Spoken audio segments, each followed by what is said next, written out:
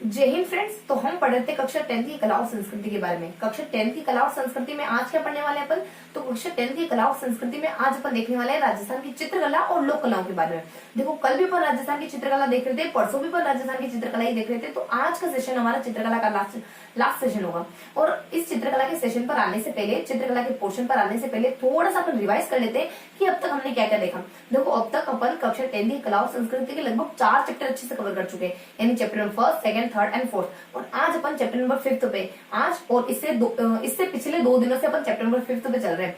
तो देखो, chapter number 4 तक आते आते हमने क्या जानकारी ली, थोड़ा सा इसको रिकेप करेंगे, थोड़ा सा रिवाइज करते हुए चलेंगे चीजों को, ताकि चीजें थोड़ा बेहतरीन तरीके से हमें मेंटेन बनी रहे। देखो, याद तो है हमें, लेकिन उसको याद बनाए भी रखना है हमें। तो थोड़ा सा रिवाइज ले लेते हैं अपन कि चैप्टर नंबर 1, 2, 3, 4 में हमने क्या देखा, और चैप्टर नंबर 5 के जो पिछले 2 पोर्शन थे, पिछले 2 पार्ट थे, उनमें हमने क्या जानकारी ली। तो देखो, चैप्टर नंबर 1 में अपन देखते हैं राजस्थान के इतिहास के बारे में, और चैप्टर नंबर 2 में देखते हैं अपन राजस्थान के संत और लोक देवता के बारे में। चैप्टर नंबर 3 में देखते हैं अपन मेले और त्योहारों के बारे में। चैप्टर नंबर 4 में देखते हैं अपन वस्त्र और आभूषण के बारे में, और चैप्टर नंबर 5 में देखते हैं अपन राजस्थान की लोक कला और संस्कृति के बारे में। इस तरीके से 5 चैप्टर लगभग दो पोर्शन में डिवाइड है। अगर ध्यान से देखो ना, तो फर्स्ट वाला सामान्य जानकारी था, और राजस्थान के राज्य रजवाड़े राजवंश वगैरह थे। तो 8 राजवंशों को बहुत अच्छे से पढ़ा था अपनों ने। और उसके बाद सेकेंड अपनों ने नहीं, हमने, है ना। उसके बाद सेकेंड अपनों ने, देखो शब्द है ना, चलो छोड़ो। और यहाँ आ जाता अपने सेकंड क्या देखते हैं अपन, संत और लोक देवता के बारे में। इसमें अपन 9 लोक देवता को अच्छे से पढ़ते हैं, 13 संतों को अच्छे से पढ़ते हैं। देन अपन आते हैं वस्त्र और आभूषण में। वस्त्र में अपन पुरुषों के वस्त्र देखते हैं, महिलाओं के वस्त्र देखते हैं, वस्त्र उद्योग की कैरेक्टरिस्टिक देखते हैं, वस्त्र उद्योग की विशेषताओं को देखते हैं। देन अपन आ जाते हैं आभूषणों में। आभूषणों में बच्चों के देखते हैं, महिलाओं के देखते हैं, पुरुषों के देखते हैं, इनके आभूषणों को अच्छे से क्लियर करते हैं। देन अपन आ जाते हैं अपने मेले और त्योहारों पे। देखो, तीसरा लेसन अपने मेले और त्योहारों का है। वस्त्र और आभूषण तो अपना चौथा चैप्टर है। तो अपना तीसरा चैप्टर क्या है अपने मेले और त्योहार। तो देखो, मेले और त्योहार में अपने चारों धर्म है या चारों कम्युनिटी, उनके त्योहारों को अच्छे से पढ़ते हैं। जैसे कि हमारे हिंदू हो गया, मुस्लिम हो गया, जैन हो गया, उसके बाद हमारे ईसाई हो गया, इनके त्योहारों को अच्छे से पढ़ते हैं। कुछ हिंदुओं में तो 4 त्योहार पढ़ते हैं, बहुत ज्यादा लेंदी नहीं है यहाँ, कुछ हल्की हल्की जानकारी गिवन इनके त्योहार के बारे में। देन अपन देखते हैं त्योहार के बाद अपन देखते हैं कुछ मेलों के बारे में और उत्सवों के बारे में। देखो, मेलों और उत्सव में लगभग 15 से 17 मेले अपने अच्छे से कवर करे, और बाकी बच्चे कुछ मेले सिर्फ ये देखा है कि कहाँ से बिलोंग करते, कहाँ से रिलेट करते। इस तरीके से हमने चैप्टर नंबर 3 को अच्छे से कंप्लीट करा। देन अपन आ जाते हैं चैप्टर नंबर 4। चैप्टर नंबर 4 में अपन क्या पढ़ते हैं, वस्त्र और आभूषण, जो कि अपन पहले डिस्क्राइब कर चुके हैं। तो चैप्टर नंबर 4 में अपन वस्त्र और आभूषण पढ़ते हैं, वही अपने महिलाओं के वस्त्रों को पढ़ते हैं, पुरुषों के वस्त्रों को पढ़ते हैं। और फिर लास्ट में अपन, मतलब कि इस वस्त्र वाले पोर्शन में अपन कुछ वस्त्र उद्योग की कैरेक्टरिस्टिक देखते हैं, यानी राजस्थान के जो वस्त्र उद्योग है उसमें क्या क्या विशेषताएं पाई जाती है। देन अपन आभूषणों में क्या देखते हैं, महिलाओं के, पुरुषों के, बच्चों के आभूषणों को देखते हैं। और अब आ जाते हैं अपन चैप्टर नंबर 5, जो कि हमारा राजस्थान की चित्रकला और लोक कला से जुड़ा। देखो, मेनली तो चित्रकला ही पढ़ना है इसमें, और बचा कुछ थोड़ा सा पोर्शन लोक कला का है, हल्के से जानकारी है। कुछ 10 से 12 लोक कलाएं, जैसे कि मांडना हो गया, फड़ हो गया, उसके बाद कावड़ वगैरह हो गया, गोदना हो गया, अटेरना हो गया, विल हो गया, कठपुतली हो गया। इस तरीके से हल्की हल्की सी जानकारी आज इसके बारे में भी लेंगे अपन। और इस तरीके से अपन चैप्टर नंबर 5 पे पहुंच चुके हैं। तो देखो, चैप्टर नंबर 5 के 2 पोर्शन हमने किस किसके देखे, और आज तीसरा पोर्शन किसका देखने वाले, यानी 2 पार्ट कौन से कवर करें, और आज का तीसरा पार्ट किससे रिलेटेड है उसको थोड़ा सा देख लेते हैं। देखो, शुरुआत में अपन देखते हैं राजस्थान की चित्रकला की बेसिक इन्फॉर्मेशन, यानी बेसिक जानकारी देखते हैं। देन अपन इसका सेपरेशन देखते हैं, इसका वर्गीकरण देखते हैं, और फिर एक एक करके वर्गीकरण को पढ़ना शुरू कर देते हैं। वर्गीकरण 4 प्रकार के वर्गीकरण है अपने राजस्थान की चित्रकलाओं के। पहला वर्गीकरण मारवाड़ वर्गीकरण, दूसरा अपने मेवाड़, और फिर अपने आ जाता है हाड़ौती, देन अपन ढूंढाड़। सबसे पहले अपने देखा था मेवाड़ के बारे में, मारवाड़ अपना सेकेंड है। सबसे पहले अपने मेवाड़ के बारे में अच्छे से पढ़ा, सेपरेटली पढ़ा था पूरे एक फर्स्ट पार्ट में। और अगर जो जानकारी थी वो भी अपने फर्स्ट पार्ट में ले ली थी, जैसे कि वर्गीकरण हो गया, कोई बेसिक इन्फॉर्मेशन हो गई। तो इस सारा कुछ अपने चैप्टर नंबर पार्ट नंबर 1 में देखा।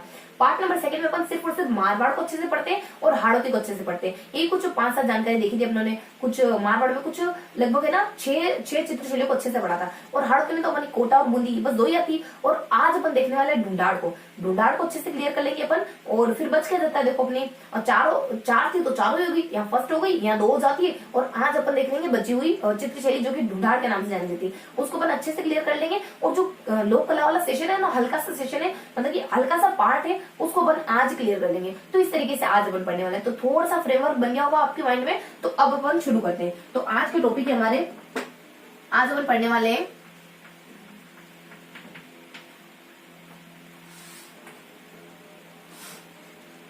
ढूंढाड़ चित्रशैली के बारे में।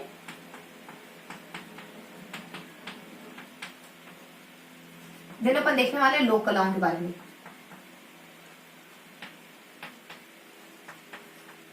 तो ढूंढार चित्रशैली से शुरू करेंगे और लोक कलाओं को जाकर फिनिश करेंगे। तो पढ़ते हैं अपन ढूंढार चित्रशैली।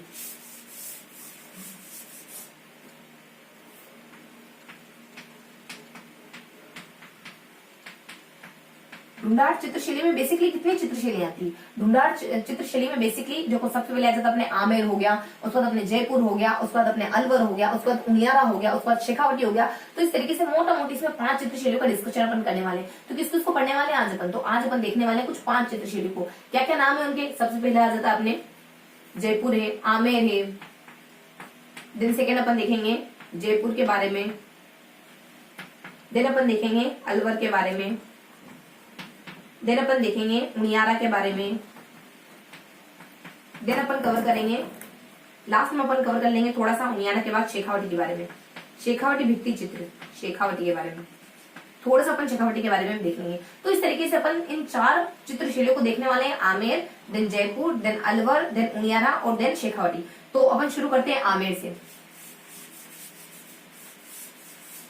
तो देखो आमेर में ढूंढार चित्रशैली में अपन पढ़ने वाले आमेर।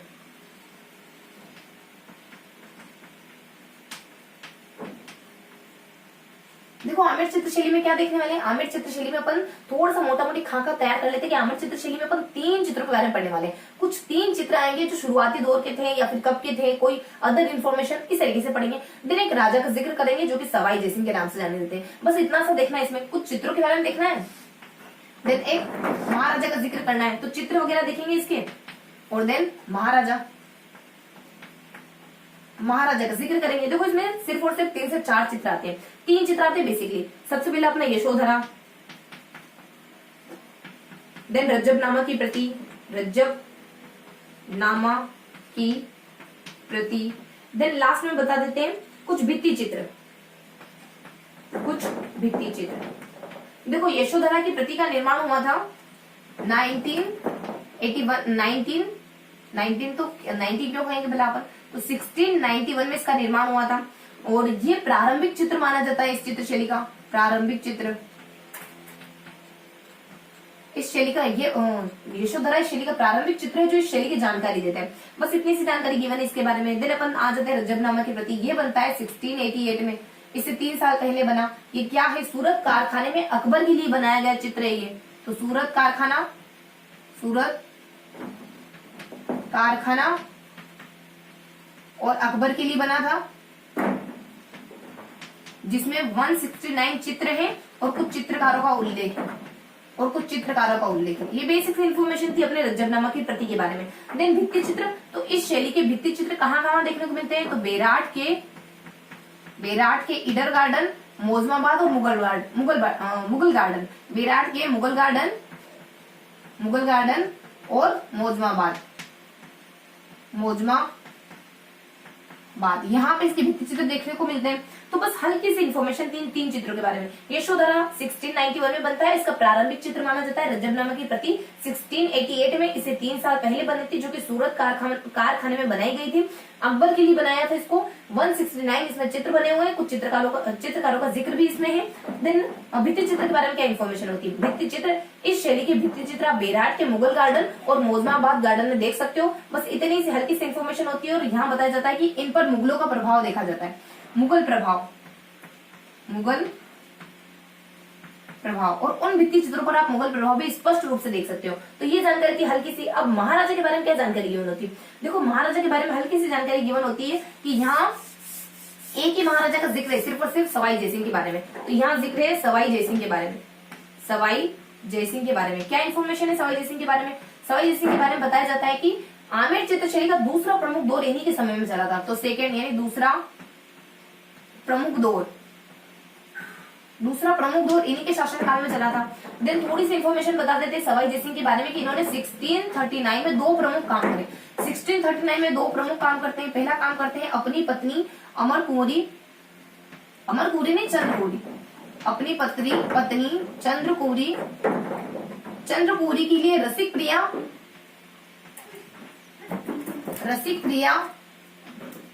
और कवि प्रिया 2 चित्र बनवाते हैं, जिनका बेसिकली जिनका बेसिकली कुछ सब्जेक्ट या विषय वस्तु क्या थी, जिसका कंटेंट क्या था। तो राधा कृष्ण को लोक जीवन में वर्णित करना, राधा कृष्ण की युगल को लोक जीवन की शैली में वर्णित करना, ये इसका कंटेंट था, इसकी विषय वस्तु थी। और सेकंड ये क्या करते हैं, इसी समय में गणेश पोल का निर्माण करते हैं, जिसमें आप इस चित्रशैली की गणेश पोल के भित्ति चित्रों में आप इस चित्रशैली को स्पष्टता देख सकते हो। ये हल्की सी जानकारी आती है इनके सवाई जयसिंह के बारे में। तो रसिक प्रिया का विषय क्या था, देखो थोड़ा सा अपन लिखना चाहे तो लिख लेते हैं। रसिक प्रिया का विषय था राधा कृष्ण के युगल जोड़े को लोक शैली में वर्णित किया गया था। तो बेसिक इन्फॉर्मेशन थी अपने सवाई जयसिंह के बारे में। तो इस तरीके से अपने आमेर चित्रशैली फिनिश हो जाती है। देखो सवाई जयसिंह में क्या देखा, इनका दौर देखो मैं सेपरेटली इस वजह से पढ़ा रही हूँ ताकि आपको स्पष्ट दिखे और जानकारी स्पष्ट क्लियर हो, माइंड में आपकी चीजें स्पष्ट रूप से जाए। वरना एक ही साथ में सब कुछ दिखा सकते थे, चित्र भी एक साथ लिख सकते थे, महाराजों को भी एक साथ लिख सकते थे, लेकिन चीजें आपको वैसे दिखेगी नहीं तो आपको याद कैसे रहेगा। पिक्चर याद रहती है कि यहाँ लिखा हुआ था, ये यहाँ लिखा हुआ था। अगर दोनों का सपोर्ट लोगे, एक तो आप ऐसे याद करते ही हो कि सवाई जयसिंह है, दूसरा प्रमुख दौर है, इस तरीके से आप याद करोगे, लेकिन थोड़ा सा विजुअल फैक्टर का भी इस्तेमाल करोगे तो चीजें बहुत अच्छे से याद रहेगी। इस तरीके से याद कर ही रहे हो, ये भी तरीका अपना रहे हो, तो दोनों तरीके जब मिलेंगे तो आपको लंबे समय तक याद रहेगा। तो देखो चित्र, उसके बाद अपने चित्रों के बारे में जानकारी ले ली। अब महाराजा के बारे में कुछ सवाई जयसिंह आते हैं, दूसरा प्रमुख दौर इन्हीं के शासनकाल में शुरू हुआ। इन्होंने सिर्फ और सिर्फ एक सन लिया और उससे सन में दो काम कर दिए, एक तीर से दो निशाने लगा लिए। एक सन में इन्होंने चंद्रकोरी के लिए, अपनी पत्नी चंद्रकोरी के लिए चित्र बनवाया, रसिक प्रिया और कवि प्रिया। उनका मुद्दा था राधा कृष्ण की प्रेम लीलाओं को युगल, इनके राधा कृष्ण की जोड़ियों को लोक संस्कृति के रूप में वर्णित करना, यानी आम इंसानों की तरह लोक संस्कृति के रूप में वर्णित करना। और देन अपने गणेश पोल का निर्माण भी करते हैं, और गणेश पोल के जो भित्ति चित्र बने हुए हैं उसमें आप आमेर चित्रशैली को बखूबी देख सकते हो। तो बेसिक से इन्फॉर्मेशन के बाद सवाई जयसिंह के बारे में, तो इस तरीके से हमने आमेर चित्रशैली को पढ़ लिया। ठीक है, चीजों को हमें सरल करते हुए पढ़ना, हमें चीजों को इस तरीके से पढ़ना है कि वो चीजें हमें इस तरीके से लगे कि हम इनको आसानी से याद कर सकते हैं। चीजें हम पे हावी नहीं होनी चाहिए, हम चीजों पे हावी होने चाहिए, हम चीजों पर हावी होने चाहिए। तो इसके लिए क्या मायने रखता है, इसके लिए क्या जरूरी, इसके लिए जरूरी है कि अपन चीजों को इतने छोटे छोटे पार्ट्स में बांटे कि हमें वो चीजें बहुत ज्यादा आसान लगने लगे, और लास्ट में होलिस्टिक अप्रोच अपना लेंगे, लास्ट में अपन उसको कंबाइन कर लेंगे। तो क्या देखा हमें चित्रशैली में, कुछ चित्र देखे हमने, 3 चित्र देखे, अब थोड़ा सा रिकेप कर लेते हैं। कुछ अपन 3 चित्र देखते हैं, यशोधरा देखते हैं, रज्जब नामक के प्रति देखते हैं, और कुछ भित्ति चित्र वगैरह देखते हैं। यशोधरा हमारा 1691 में बना, रज्जब नामक के प्रति से 3 साल पहले बनी थी। अकबर के लिए सूरत कारखाने 169 चित्रों का जिक्र है, कुछ चित्रकारों का नाम भी उसमें गिवन है। और इस चित्रशैली के भित्ति चित्र कहाँ देख सकते हो, तो आप विराट में यानी जयपुर में देख सकते हो। विराट जो महाभारतकालीन नगर है, इस तरीके की इन्फॉर्मेशन भी होती है। और विराट जो की स्थापत्य की दृष्टि से और रक्षा की दृष्टि से बहुत उन्नत माना जाता है विराट हमारा। और विराट में ना बहुत सारे मौर्यकालीन साक्ष्य भी देखने को मिल जाते हैं। तो अपन अब आ जाते हैं वापस, कहाँ थे अपन, तो विराट में इसके भित्ति चित्र देख सकते हो, कहाँ मुगल गार्डन को मौजूद में देख सकते हो, और उन पर आप मुगलों का प्रभाव भी देख सकते हो। राजा महाराजा में कौन आते, सवाई जयसिंह आते। दूसरा प्रमुख दौर सवाई जयसिंह के समय में ही चला था। सवाई जयसिंह 1639 में 2 प्रमुख काम कर देते, अपनी पत्नी चंद्रकोरी के लिए 2 चित्र बना देते, रसिक प्रिया और कवि प्रिया। उस पर गणेश पोल का निर्माण कर देते हैं, वहां आप इनकी आमेर चित्रशैली के भित्ति चित्र को बखूबी देख सकते हो। तो बेसिक इन्फॉर्मेशन थी अपने आमेर चित्रशैली, थोड़ी सी चित्रशैली थी, कुछ 3 चित्रों के साथ और एक सवाई जयसिंह के साथ फिनिश हो जाती। और अब अपन देख लेते हैं आमेर के बाद देखेंगे अपन जयपुर चित्रशैली के बारे में। अब अपन देखेंगे जयपुर चित्रशैली के बारे में।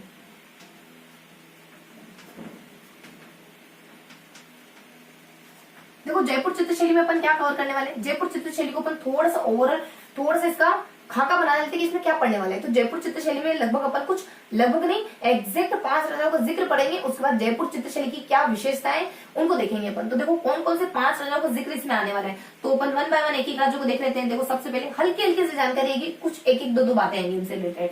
देखो यहाँ आ जाते हैं कुछ ईश्वर सिंह क्या करते हैं, तो अपने यहाँ आ जाते सबसे पहले सवाई जयसिंह, सवाई नहीं मिर्जा जयसिंह, मिर्जा राजा जय सिंह, ये वही मिर्जा राजा जय सिंह जो कि जिनका समय काल 1621 से लगाकर 1667 तक माना जाता है। मिर्जा राजा जय सिंह के समय काल में क्या हुआ, और देन अपन देखो मिर्जा राजा जय सिंह के समय में क्या होता है, उसके बाद इनके जो बाकी राजा आएंगे उनके समय में भी क्या होता है, इस तरीके से हमने को देखना है। मिर्जा राजा के बाद अपने ईश्वर सिंह आ जाते हैं। देखो साथ साथ देखते चलते हैं। तो देखो मिर्जा राजा जय सिंह ने कुछ 36 कारखानों का निर्माण करवाया था जयपुर में, 36 कारखानों का निर्माण करवाया था। उसमें से जो सूरत कारखाना था उसमें चित्र बनाने का काम किया जाता था। तो इनके समय में सूरत कारखाने में कुछ चित्र बने थे, इनके समय में सूरत कारखाने में कुछ चित्र बने थे, कुछ 5 से 6 चित्र बने थे। देखो 2 तो वही आते थे अपने, कौन कौन से, रसिक प्रिया जो अपन ऊपर देख के आए, रसिक प्रिया और कवि प्रिया, 2 तो यही चित्र है अपने, रसिक प्रिया और कवि प्रिया। और दो चित्र और कुछ बच्चों कुछ चित्र जैसे कि गीत गोविंद है, और कुछ 4 चित्र और आते हैं। एक तो गीत गोविंद, नवरस, बारहमासा। थोड़ा सा इसको ट्रिकी तरीके से देखना चाहे ना तो इसकी लिए ट्रिक आ जाती है, जीबी क्यों नहीं रखी। देखो इसकी ट्रिक आती है, थोड़ा सा यहाँ मेंटेन कर देते अपन, जीबी नहीं र और खी।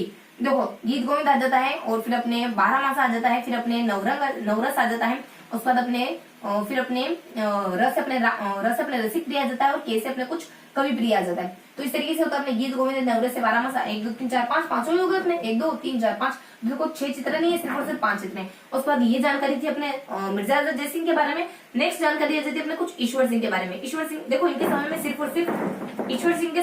और सिर्फ 2 घटनाएं हैपेंड होती है। पहली घटना, ये सूरत कारखाना अजमेर से आकर के आमेर से हट करके जयपुर में शिफ्ट हो जाता है। देन सेकेंड इन्फॉर्मेशन, इनके समय के 2 चित्रकार होते हैं, साहिबदीन, दूसरे लाल सिंह। ये दोनों चित्रकार होते हैं इनके समय के। देखो साहिबदीन चित्र बनाते हैं, साहिबदीन का विषय होता है जानवर अपने।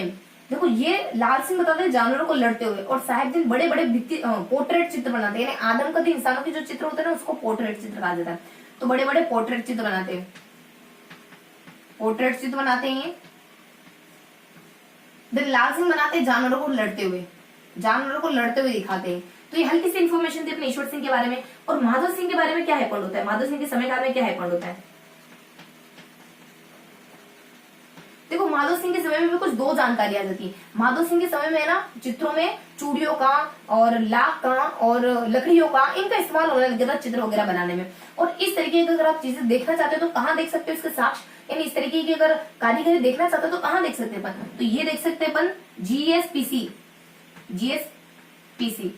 जीएस टॉपिक सब, जीएस के जो सारे टॉपिक है ना वो मैं पीसी यानी लैपटॉप से कवर करूँ, पर्सनल कंप्यूटर से कवर कर दूंगा, क्योंकि मेरे को थोड़ा सा टफ लगता है, तो मैं थोड़ी सी हेल्प लूंगा टेक्नोलॉजी की। देखो कहाँ कहाँ देखने को मिलते हैं, तो यहाँ आपने कुछ गलतार जी के मंदिर में देखने को मिलते हैं, उसके बाद अपने सिसोदिया महल में देखने को मिलते हैं, उसके बाद अपने कुछ पुंडरीक महल में देखने को मिलते हैं, उसके बाद कुछ गलता जी में देखने को मिलते हैं, सिसोदिया में देखने को मिलते हैं, पुंडरीक में देखने को मिलते हैं, उसके बाद अपने चंद्र महल में देखने को मिलते हैं। इस तरीके की इन्फॉर्मेशन होती है अपने माधव सिंह के बारे में। बस इतना सा आता है कि माधव सिंह के समय में चित्रकारी में कुछ अलग अलग चीजों का, यूनिक चीजों का प्रयोग होने लगा था, जैसे कि अपने लाख हो गया, उसके बाद अपने चूड़ी वगैरह, चूड़ियों के टुकड़े वगैरह हो गए, उसके बाद अपने लाख वगैरह हो गया, लकड़ी वगैरह हो गया। इस तरीके की यूनिक चीजों का इस्तेमाल होने लगे। थोड़ा सा अपन मेंटेन कर ही रहते, चूड़ियां हो, उसके बाद अपने कुछ लाख वगैरह का इस्तेमाल किया जाता था। इस तरीके की कुछ अदर चीजों का इस्तेमाल किया जाता था। देन माधव सिंह के समय में एक और महत्वपूर्ण हैपेंड होता है, ये तो अपने वही बात है। तो यहाँ एक और घटना हैपेंड होती है कि लाल चितेरे इनके समय के बहुत प्रसिद्ध चित्रकार माने जाते हैं। लाल चितेरे बेसिकली अपने ईश्वर सिंह के समय के चित्रकार भी है और इनके समय के चित्रकार भी है, ये दोनों के समय के चित्रकार लाल चितेरे बहुत ज्यादा फेमस माने जाते हैं। इस तरीके से हमने 3 चीजों के बारे में, 3 राजाओं महाराजों के बारे में कवर कर लिया। देखो मिर्जा जय सिंह आ जाते हैं जो 36 कारखानों का निर्माण करवाते हैं, उसमें से सूरत कारखाना चित्र वगैरह बनाने के लिए स्पेशली बनाया गया था, जिसमें कुछ 2 इनके समय में कुछ 5 चित्र बने। कौन से, जीबी क्यों नहीं लिखी, मेरे को जीएस पीसी से पढ़ना था, जीएस का सब्जेक्ट मेरे को पीसी से पढ़ना था, जीबी क्यों नहीं लिखी। कुछ अपने गीत गोविंद आ जाता है, फिर अपने बारहमासा आ जाता है, फिर अपने नवरस आ जाता है, फिर अपने कुछ रसिक प्रिय आ जाता है, फिर अपने कवि प्रिय आ जाता है। कुछ ये 5 चित्र थे जो इनके समय में सूरत कारखाने में बने थे। उसके बाद अपने ईश्वर सिंह के समय में क्या हैपेंड होता है, ईश्वर सिंह के समय में कुछ हल्की सी बात होती है कि आमेर से, ये सूरत कारखाना था ना, ये आमेर से शिफ्ट होकर जयपुर पे आ गया। सेकंड क्या बात हैपेंड होती है कि इनके समय के 2 प्रसिद्ध चित्रकार है, एक तो पोर्ट्रेट चित्र बनाते हैं, एक जानवरों को लड़ते हुए दिखाते हैं। इस तरीके की 2 बातें थी बस इनके समय में। उसके बाद अपने माधव सिंह के समय में क्या हुआ था कि माधव सिंह के समय में कुछ अलग ही चीजें होने लगी थी, यानी कि इनका चूड़ियों का, कांच का, लाख का, इनका चूड़ियों के कांच का, लाख का, लकड़ियों का, इनका प्रयोग होने लगा था चित्रकला में। तो इस तरीके की कलाकारी देखना चाहे तो कहाँ देख सकते हैं, गलता जी मंदिर में, सिसोदिया महल में, पुंडरीक महल में, सदर महल में देख सकते हैं। उस वक्त इनके समय के एक प्रसिद्ध चित्रकार थे लाल चित्रे, सिर्फ इनके समय के नहीं थे, ये ईश्वर सिंह के समय के और माधव सिंह के समय के संयुक्त रूप से चित्रकार माने जाते हैं। तो ये बेसिक इन्फॉर्मेशन थी अपने मिर्जा ईश्वर सिंह और मिर्जा जय सिंह, ईश्वर सिंह और माधव सिंह के बारे में। अब देख लेते हैं अपन बचे हुए 3 और अन्य राजाओं के बारे में। तो 3 और बाकी बचे हुए कौन से राजा है अपने, देखो बाकी बचे राजा आ जाते अपने कुछ 3 नहीं सिर्फ 2, क्योंकि अपन सिर्फ और सिर्फ 5 राजाओं का जिक्र देखने वाले हैं। 5 राजाओं को मेंशन है तो अपन अच्छे से पढ़ेंगे 5 राजाओं को। प्रताप आ जाता है यहाँ पे सबसे पहले, प्रताप सिंह के बारे में देखने वाले हैं। और फिर देखने वाले हैं अपन कुछ राम सिंह के बारे में। देखो प्रताप सिंह के समय में क्या होता है, प्रताप सिंह के समय में सूरत कारखाने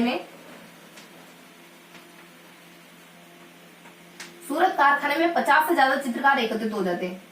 50 से अधिक, 50 प्लस चित्रकार एकत्रित हो जाते हैं।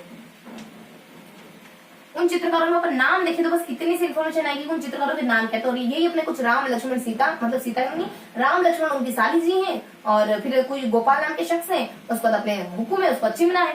देखो अपने राम, तो अपने राम है, देखो राम सिंह, उसके बाद लक्ष्मण, उसके बाद साली, देखो जमुना, साली मतलब जमुना, मान लो उनकी साली का नाम जमुना है। देखो थोड़ा जैसे मैंने माइंड में एज्यूम कर रखा है ना, वैसे निकला बिल्कुल। तो जमुना आ जाता है। उसके बाद मान लो इसका हस्बैंड है गोपाल, तो गोपाल आ जाता है। तो हुकुम आ जाता है, हुकुम देते रहते एक दूसरे को, मतलब ये उसको हुकुम देती है, हुकुम। उसका चिमना, चिमटा लेकर आओ, मैं खाना बना रही हूँ तो चिमना, ऐसे कुछ भी एज्यूम करना है हमको। तो बस ये नाम आ जाते हैं, इनमें से कुछ के नाम गिवन होते हैं। उसको राम सिंह के समय में क्या होता है, देखो राम सिंह के समय में 1857 में एक कुछ आर्ट एंड क्राफ्ट का स्कूल बना था, उसका नाम था Maharaja school art and craft, arts and craft. ये स्कूल बना था इनके समय में, जिसको वर्तमान में अपन दूसरे नाम से जानते हैं, जो कि Rajasthan school of arts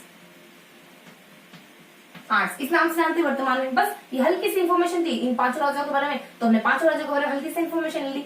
then देखना है अपने को कुछ जयपुर चित्रशैली की कैरेक्टरिस्टिक के बारे में, कैरेक्टरिस्टिक की विशेषताओं के बारे में देखना है। देखो थोड़ा सा देख लेते हैं कि क्या देखा प्रताप सिंह ने। देखा कि सूरत कारखाने में इसके समय 50 से ज्यादा चित्रकार एकत्रित हो गए थे। उनके नाम देखें तो राम है, लक्ष्मण है, उनकी साली कोई जमुना होगी, उनके हस्बैंड अपने गोपाल है। बस वो अपनी जमुना हुकुम देती है कि चिमटा लेके आप खाना बना रहे हो, इतना काम तो तुम कर ही सकते हो। राम सिंह के समय में क्या होता है, 1857 में राम सिंह के समय में महाराजा स्कूल आर्ट्स एंड क्राफ्ट बना था, जो वर्तमान में राजस्थान स्कूल ऑफ आर्ट्स के नाम से जाना जाता है। अब अपन इसका सेकंड पोर्शन पर आ जाते हैं। जयपुर चित्रशैली का सेकंड पोर्शन है हमारा इसकी कैरेक्टरिस्टिक के बारे में, इसकी विशेषताओं के बारे में। तो 5 राजाओं का जिक्र तो हमने देख लिया। अब देख लेते हैं इसकी कुछ विशेषताओं के बारे में देख लेते हैं। तो इसकी विशेषता क्या है, हम 2 तरीके से पढ़ रहे थे। 5 राजाओं का जिक्र है, उसके बाद इसकी कुछ विशेषता है। तो हमने यहाँ पर कुछ 5 राजाओं का जिक्र करा है, 5 राजा महाराजाओं का जिक्र करा है, और सेकेंडली अपन देखने वाले हैं इसकी कुछ विशेषताओं के बारे में। देखो इसकी विशेषताएं क्या क्या होती है। तो इसकी विशेषताएं मानी जाती है अपनी कुछ, जयपुर चित्रशैली की विशेषता क्या क्या मानी जाती है। देखो जयपुर चित्रशैली में किन किन के चित्र ज्यादा बनते हैं। तो यहाँ पे पोर्ट्रेट चित्र बनते हैं, पोर्ट्रेट चित्र कुछ 4 तरीके के चित्र बनते हैं। भित्ति चित्र बनते हैं, उसके बाद पोर्ट्रेट चित्र हो गया, भित्ति चित्र हो गया, उसके बाद लघु चित्र हो गया, उसके बाद पोथी चित्र हो गए, यहाँ पे ज्यादा बनते हैं। अब थोड़ा सा भित्ति चित्र के बारे में जानकारी देना, इसी के बारे में थोड़ा सा बताएं। तो जयपुर के भित्ति चित्र की एक अलग टेक्निक है, स्थानीय तरीका है भित्ति चित्र को बनाने का, जिसको अपन है ना आला गीला के नाम से जानते हैं। आला गीला या फिर अराइश, 3 नामों से जानते हैं। अराइश या फिर मोरकशी, इन 3 नामों से उसको जाना जाता है। और इसी की शुरुआत कहाँ से हुई थी, इसकी शुरुआत यानी आला गीला, आराइश, मोरकशी की शुरुआत आमेर से होती है। और ये बेसिकली है क्या, देखो जिसको अपन भित्ति चित्र की जो स्थानीय लोकल कला है ना अपने जयपुर की, वो है क्या, ये होते हैं कुछ चूने का घोल होता है। पहले तो चूने को बहुत ज्यादा पतला किया जाता है, घोल बना दिया जाता है, फिर उसको कहीं पोत देते हैं, पुताई वगैरह कर दी जाती है और उस पर चित्र बनाया जाता है। ये बेसिकली ये है आला गीला। तो अपने भित्ति चित्र की जो एक स्थानीय टेक्निक है, स्थानीय तरीका है, उसको अपन आला गीला के नाम से, आराइश के नाम से, मोरकशी के नाम से जानते हैं। और ये भित्ति चित्र की टेक्निक आमेर से शुरू हुई थी। और अब बता देते हैं सेकंड कैरेक्टरिस्टिक क्या है। तो ये तो इसकी फर्स्ट कैरेक्टरिस्टिक हो गई। सेकंड कैरेक्टरिस्टिक या सेकंड जानकारी क्या है इसके बारे में। तो सेकंड जानकारी ये है कि जयपुर की चित्रशैली का प्रभाव किन किन पर दिखाई देता है। तो ये प्रभाव दिखाई देता है कुछ सेज, चुप, चूम, तख्त को चूम रहे हो, है ना, तख्त को चूम रहा है, इतना अजीज है कि तख्त को चूम रहे। तो यहाँ जाते देखो अपने सावर है, सामोद है, इसरदा है, फिर अपने आ जाता है कुछ झिलाए हैं, फिर अपने आ जाता है चोमू है, फिर अपने आ जाता है उड़ियारा है, फिर अपने आ जाता है मालपुरा। तो इन पर जयपुर की चित्रशैली का इम्पैक्ट देखा जा सकता है, जयपुर की चित्रशैली का प्रभाव देखा जा सकता है। तो ये दो कैरेक्टरिस्टिक थे बेसिक से कि जयपुर की चित्रशैली में किन किन चीजों के चित्र बनते हैं। तो इन चीजों के चित्र बन जाते हैं, कभी इंसानों के बड़े बड़े पोर्ट्रेट चित्र बनते हैं, कभी दीवारों के चित्र बनते हैं, कभी लघु बनते हैं, तो कभी पोथी चित्र बनते हैं। और फिर बता दिए जाते हैं भित्ति चित्र, कुछ एडिशनल जानकारी भी गिवन है कि स्थानीय एक लोकल परंपरा है हमारे जयपुर की भित्ति चित्र, जयपुर की चित्रशैली में भित्ति चित्र की एक लोकल कला चलती है, लोकल स्थानीय कला चलती है। उसको अपन आला किला आराइश और मोराकशी के नाम से जानते हैं। और ये आमेर से शुरू हुई थी। बेसिकली इसमें चूने को पतला करके पोत दिया जाता है, उसके ऊपर चित्र बनाए जाते हैं और फिर कुछ सेज जाता है, चूमा जाता है। तो देखो ये कुछ ऐसे एरियाज है, ऐसे इलाके हैं जिन पर जयपुर चित्रशैली का बहुत ज्यादा प्रभाव देखा जा सकता है। जैसे सावर हो गया, सामोद हो गया, फिर अपने कुछ इसरदा हो गया, फिर अपने कुछ जिलाय हो गया, फिर अपने कुछ चोम हो गया, फिर अपने कुछ उनियारा हो गया, फिर अपने कुछ मालपुरा हो गया। तो बेसिक से इन्फॉर्मेशन थी अपने जयपुर चित्रशैली की विशेषता है। इससे पहले अपन 5 राजाओं का जिक्र पढ़ चुके हैं और वो कौन कौन से थे अपने, एक बार थोड़ा सा रिकॉल करेंगे। सबसे पहले अपने सवाई जय सिंह आते हैं, फिर अपने ईश्वर सिंह आ जाते हैं, फिर अपने माधो सिंह आ जाते हैं, फिर प्रताप आ जाते हैं, फिर अपने राम सिंह आ जाते हैं। इस तरीके से अपन 5 राजाओं को जिक्र लेते हैं और कुछ 2 कैरेक्टरिस्टिक को देखते हैं। तो इस तरीके से अपनी जयपुर चित्रशैली भी कवर हो जाती है। जयपुर चित्रशैली हमारी कुछ 5 राजाओं और इसकी कुछ 2 कैरेक्टरिस्टिक के साथ फिनिश होती है। अब क्या देखने वाले, अब अपन देखने वाले अलवर चित्रशैली के बारे में। अब जानकारी लेने वाले अपन अलवर चित्रशैली। देखो अलवर चित्रशैली में कितने राजा लोग आएंगे, तो अलवर चित्रशैली में बेसिकली अपन कुछ 7 राजाओं को जिक्र करेंगे। देन अपन देखेंगे इसकी कैरेक्टरिस्टिक के बारे में, सेम बिल्कुल जयपुर की तरह ही। देखो यहाँ पे 7 राजाओं का, 7 राजा महाराजाओं का, राजा महाराजा है, राजा महाराजा। देन अपन देखेंगे इसकी कुछ कैरेक्टरिस्टिक के बारे में, यानी कुछ विशेषता के बारे में। देखो 7 राजा कौन कौन से राजाओं का जिक्र पढ़ने वाले अपन, तो देखो इस तरीके से देखने वाले। अब देख लेते हैं किन किन का जिक्र पढ़ने वाले हैं 7 राजाओं में। तो यहाँ अपन देखेंगे, सबसे पहले अपन देखेंगे कुछ प्रताप सिंह के बारे में, प्रताप सिंह के बारे में। देन अपन देख लेंगे कुछ, पहले अपन इनके साथ ही देखते जाते हैं कि क्या देखेंगे अपन, है ना। तो देखो प्रताप सिंह के बारे में क्या देखने वाले अपन, प्रताप सिंह के बारे में अपन इन्फॉर्मेशन लेने वाले हैं कि इन्हीं के समय में 1775 में अलवर चित्रशैली जयपुर से सेपरेट हुई थी, जयपुर से पृथक हुई थी। और पृथककरण के समय 2 व्यक्ति आगे थे, शिव और डालू, शिव सिंह एसडी कार्ड, शिव और डालू, शिव सिंह व डालू, ये 2 शख्स आ गए थे सेपरेशन के दौरान। देन जयपुर चित्रशैली की और क्या बताया जाता है कि इनके समय की अगर चित्रकार देखो आप, अगर आपको अलवर चित्रशैली की प्रारंभिक चित्र देखने हैं तो आप राजमहल के शीश महल में देख सकते हो, राजमहल के शीश महल में देख सकते हो, शीश महल में, यानी शुरुआती चित्र देखने हो आपको तो आप राजमहल के शीश महल के जो भित्ति चित्र है ना, वहां आसानी से देख सकते हो जयपुर चित्रशैली के शुरुआती चित्र। उसके बाद प्रताप के बाद नेक्स्ट राजा होते हैं अपने कुछ जसवंत सिंह, अरे जसवंत सिंह नहीं, प्रताप के बाद अपने नेक्स्ट राजा इसमें गिवन होते हैं, देखो प्रताप हो जाते हैं फर्स्ट। देन अपने कुछ बख्तावर सिंह के बारे में बता दी जाता है। और जसवंत सिंह तो अपने जोधपुर से कोरिलेट करते हैं ना, बख्तावर सिंह। देखो इनके समय में भी कुछ 3 जानकारी है पढ़ो, इनके समय में 3 बातें, इसी तरीके से इनके समय की कुछ 3 बातें होती है। क्या बातें होती है इनके समय की, बख्तावर सिंह, देखो बख्तावर सिंह के समय सबसे पहले चित्रकार देख लेते हैं इनके समय। तो इनके चित्रकार क्या जाते हैं, एसएसबीडी, एस और एस में दोनों में से बड़ा कौन है, ये एस बड़ा है, ये एस बड़ा, इस तरीके से समझते हैं। देखो यहाँ आ जाता है साला आ जाता है, फिर अपने सालीग्राम आ जाता है, सालीग्राम आ जाता है, फिर अपने आ जाता है कुछ बल आ जाता है, उसका डालू आ जाता है, बल, उसका अपने डालू। ये इनके समय के चित्रकार माने जाते हैं। अदर इन्फॉर्मेशन बताई जाती है कि इन्होंने इसी जगह पर मतलब इसी पर्टिकुलर स्थान पर चित्र बनाकर यहाँ पर चित्रशैली की शुरुआत, चित्रकला की शुरुआत करी थी। तो राजमहल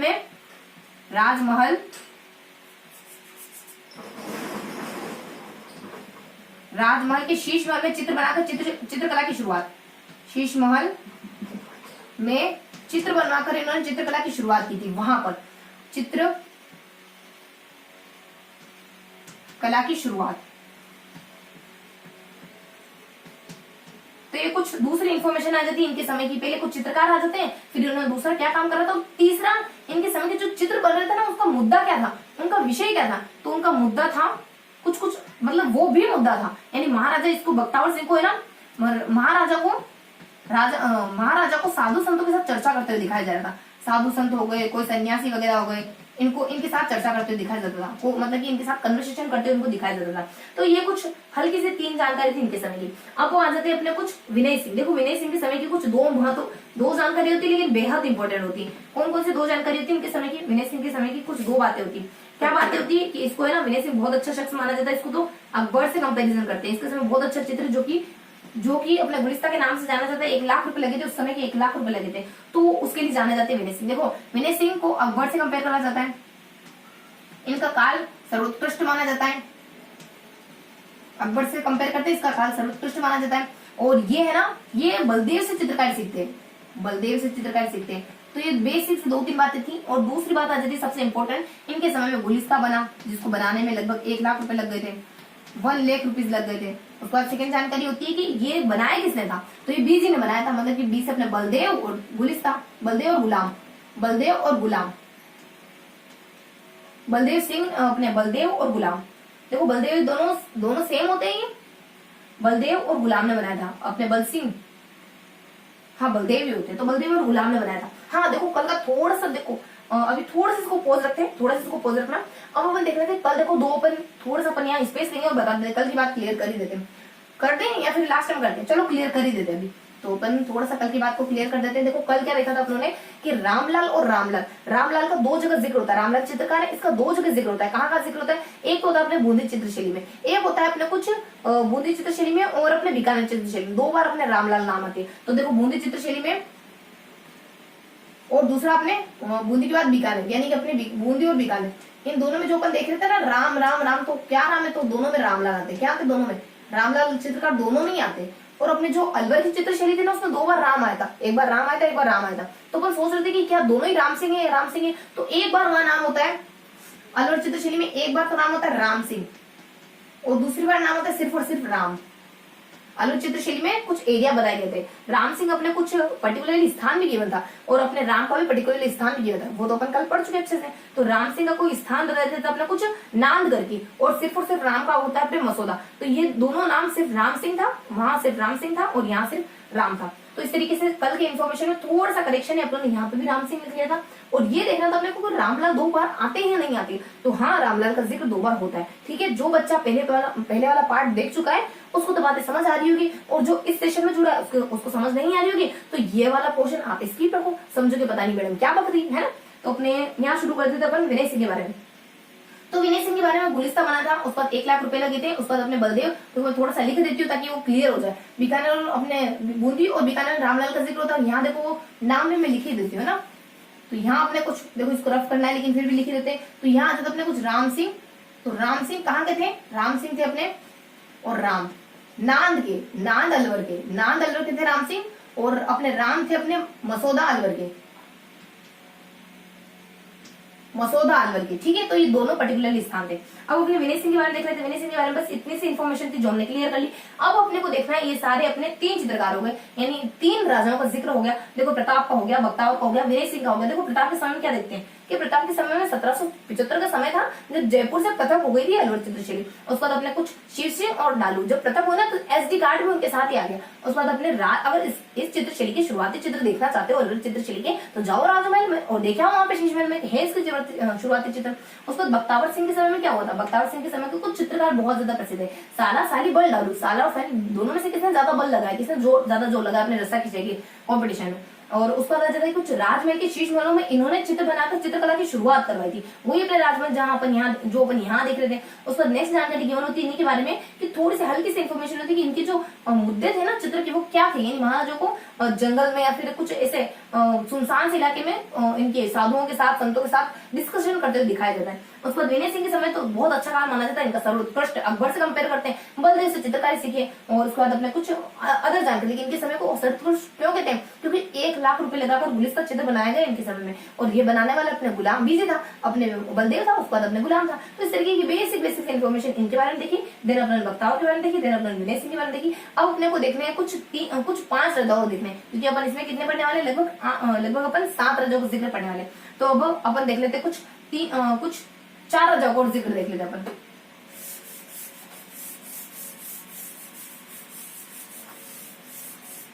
तो अब देखेंगे बाकी बचे हुए राजाओं को जिक्र। तो बाकी बचे हुए राजा अपने प्रताप हो गए, बख्तावर हो गए, विनय हो गए। अब आ जाते अपने बलवंत सिंह।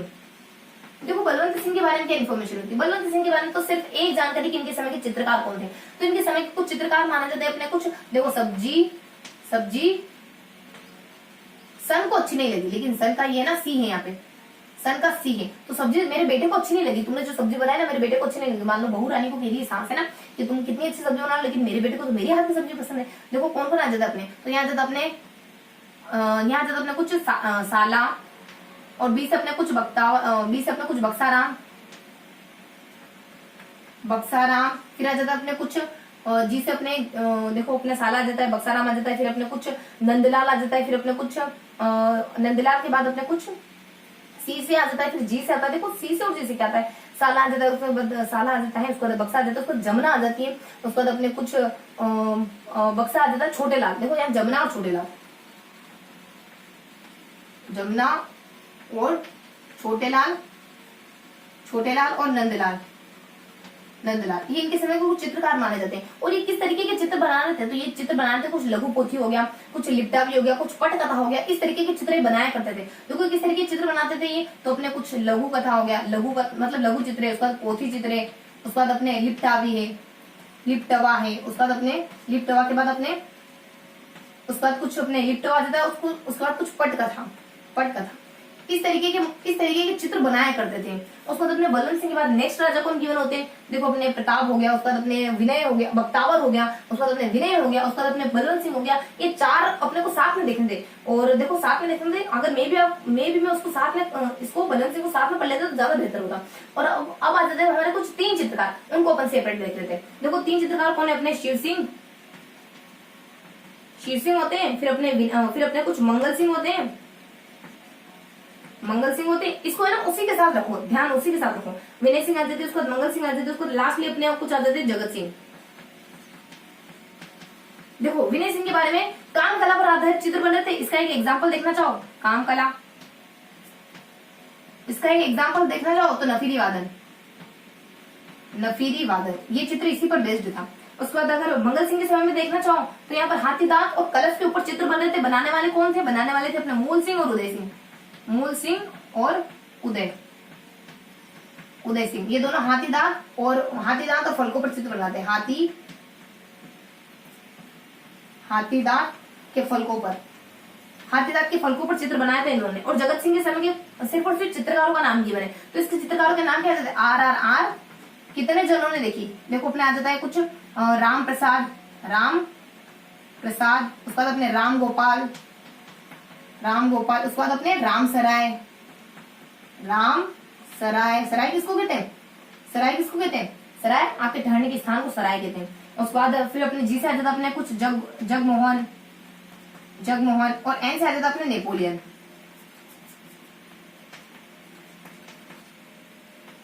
तो ये इनके समय के कुछ चित्रकार होते हैं। बस ये हल्की सी इन्फॉर्मेशन गिवन थी शिव सिंह, मंगल सिंह और जगत सिंह के बारे में। देखो शिव सिंह के समय में काम कला पर चित्र बनाते थे, नफीरी वादन इसी प्रकार के चित्र। मंगल सिंह के समय में हाथी दांत की कलश के ऊपर चित्र, फलक के ऊपर चित्र बनाए जा रहे थे। बनाने वाले कौन थे, मूल सिंह और उदय सिंह। उसको तो अपन जगत सिंह के समय क्या देखते हैं, कुछ चित्रकारों का नाम देखते हैं। RRR, कितने जनों ने देखी RRR मूवी, अच्छी मूवी वैसे। तो अपने राम प्रसाद आ जाते हैं, उसको राम सराय आ जाते हैं, उसको राम गोपाल आ जाते हैं, उसको अपने जगमोहन, उसको अपने अपने नेपोलियन आ जाते हैं। तो ये इन्फॉर्मेशन देखी हमने बच्चे कुछ 4 राजाओं के बारे में। इससे पहले कौन से राजा देखे थे, सबसे पहले अपने प्रताप आते हैं, फिर बख्तावर आते हैं, फिर विनय आते हैं, उसके बाद बलवंत सिंह आ जाते हैं। मतलब इनके बारे में थोड़ी सी ज्यादा इन्फॉर्मेशन है इन चारों के बारे में। और ये लास्ट वाले 3 तो बिल्कुल छिछली इन्फॉर्मेशन, इनके बारे में कुछ ज्यादा डेप्थ में है ही नहीं। शिव सिंह आ जाते हैं, मंगल आ जाते हैं, उसके बाद जगत आ जाते हैं। तो इस तरीके से हमने कुछ 7 राजाओं का जिक्र पढ़ा है। अभी क्या देखना है, देखो राजा महाराजाओं का जिक्र तो हमने देख लिया, 7 राजा महाराजाओं का जिक्र। अब अपने को देखना है अल्पचित्र शैली की कुछ कैरेक्टरिस्टिक के बारे में, कुछ विशेषता के बारे में। देखो अल्पचित्र शैली की क्या कैरेक्टरिस्टिक है, क्या विशेषता है, तो देखो ज्यादा विशेषता इसमें गिवन नहीं है सिर्फ और सिर्फ, लेकिन है जितनी है उतनी बहुत इंपॉर्टेंट है। कुछ 5 विशेषताएं होती है इसकी। देखो क्या क्या विशेषता है, सबसे पहले महिला पुरुष के बारे में देख लेते हैं। तो यहाँ पे पुरुषों को कैसा दिखाई देता है, तो आम की शक्ल में दिखाई देता है पुरुषों को। उसके बाद सेकेंड, महिला को कैसा दिखाई देता है, छोटा कद है, उठी हुई वेणियां हैं, और बहुत ज्यादा मेहनत मशक्कत करके बनाए गए अंग प्रत्यंग। और देन महिलाओं के साथ ही देख लेते हैं कि वेश्याओं का वर्णन एकमात्र विशेषता अपनी अल्पचित्र शैली की मानी जाती है। इसकी निजी विशेषता है वेश्याओं का वर्णन। देन अपन महिला पुरुष के बारे में देख लिया थोड़ा सा, ये किस का मिश्रण मानी जाती है, तो ये ना रेम का मिश्रण मानी जाती है। किसका, रेम का। देखो ये मानी जाती है मिश्रण अपने राजस्थानी का, उसके बाद अपने ईरानी का, उसके बाद अपने मुगल शैली का, ईरानी का, उसके बाद अपने प्लस मुगल शैली का, इन सबका मिश्रण मानी जाती है। उस पर लास्टली अपन जानकारी देखते हैं कि वेल अपने बेल बूटियों और वसलियों का चित्रण, बेल बूटियों व वसलियों का चित्रण भी इसकी निजी विशेषता है। बस ये हल्की सी इन्फॉर्मेशन देते हैं अपन अलवर चित्रशैली की क्या क्या कैरेक्टरिस्टिक है। देखो पुरुषों को तो आम की शक्ल में दिखाते हैं, महिलाओं को छोटा सा कद है, उठी हुई वेणियां है और अंग प्रत्यंग बहुत मेहनत मशक्कत करके बनाएंगे। तो देखो मेन तो छोटा कद और उठी हुई वेणी है, इसको अपन इसके मैचर रख सकते हैं। उसके बाद वेश्याओं को वर्णन इसकी निजी विशेषता है। देन यह किस किस का मिश्रण है, तो रेम का, अपने रेम और रोम होता है ना, तो रोम का मिश्रण नहीं, रेम का मिश्रण है, राजस्थानी, ईरानी और मुगल का मिश्रण। देन इसमें बेल बूटियों, देखो 4 कैरेक्टरिस्टिक है, बेल बूटियों और वसलियों का चित्रण प्रमुख विशेषता मानी जाती है अलवर चित्रशैली की। तो ये थी अपनी हल्की सी जानकारी अलवर चित्रशैली की विशेषताओं के बारे में। अब कौन सी चित्रशैली देखने वाले अपन, अब चित्रशैली देखने वाले अपन उनियारा। उनियारा के बाद शेखावटी। ये तो चित्रशैली बहुत ही आसान सी, थोड़ी थोड़ी सी जानकारी इसमें, तो बने ना इनको फटाफट से देख लेते हैं। तो उनियारा चित्रशैली, देखो उनियारा चित्रशैली में क्या आएगा बेसिकली, जैसे अपने वहां राजा महाराजों का जिक्र पड़ा और कैरेक्टरिस्टिक पड़ा। देखो अपने लगभग सब कुछ ऐसा ही देखा। आमेर देखा तो वहां पे कुछ चित्र वगैरह देखे और एक राजा महाराजा वगैरह देखा। उसके बाद जब जयपुर देखा तो राजा महाराजा वगैरह देखे, मतलब राजा महाराजा सब में आ रहे हैं, राजा महाराजा वगैरह देखे। उसके बाद कुछ कैरेक्टरिस्टिक को देखा। अपने आमेर अगर देखना चाहो ना तो वो जो चित्र वगैरह थे वो भी तो कैरेक्टरिस्टिक ही थे, वो कैरेक्टरिस्टिक ही तो थे। तो अपने राजा महाराजा कैरेक्टरिस्टिक, राजा महाराजा कैरेक्टरिस्टिक, राजा महाराजा कैरेक्टरिस्टिक। उसके बाद अपन आ गए थे आमेर हो गया अपना, जयपुर हो गया अपना। उसके बाद अलवर पे आ गए थे, तो अलवर में कुछ राजा महाराजा का जिक्र था, कुछ 7 राजाओं का जिक्र था। उस बाद अपनी यहाँ पर कैरेक्टरिस्टिक थी। अब आ गए अपन उनियारा चित्रशैली में। तो उनियारा चित्रशैली में क्या देखने वाले, देखो उनियारा चित्रशैली में कुछ 4 पॉइंट देखने वाले। देखो सबसे पहले आ जाता है इसका विकास किसके समय में हुआ, और देन बता देते हैं कि इसको, इनके चित्रकारों को आश्रय देने का काम किसने करा, इसके कौन से चित्र है और ये किस किसका मिश्रण है। तो बेसिक से इन्फॉर्मेशन आती है, ज्यादा जानकारी नहीं है इसके बारे में। तो देखो इसका विकास नरुका ठिकाने के वंश ने करा था। इसका विकास नरुका ठिकाने के वंश ने किया। सेकेंड इंफॉर्मेशन बताते हैं इसमें कि इसको आश्रय देने का, यानी सरदार सिंह ने इसके चित्रकारों को आश्रय देने का काम करा। इसके चित्रकार कौन कौन आ जाते हैं, इसके चित्रकार आते हैं कुछ अपने राम हो जाता है, उसके बाद अपने कुछ राम है, मीरा है, लक्ष्मण है और काशी है। यानी राम मीरा लक्ष्मण ये सब काशी के मेले में मिल गए। मान लो काशी के मेला का क्या काशी में मिल जाते हैं। तो देखो आ जाता है अपने कुछ राम। देखो इसको थोड़ा सा अपन ट्रिकी तरीके से देखे तो अपन देख लेते हैं। कुछ अपने गहनों को क्या कहता है, और रकम कहते हैं स्थानीय लैंग्वेज में,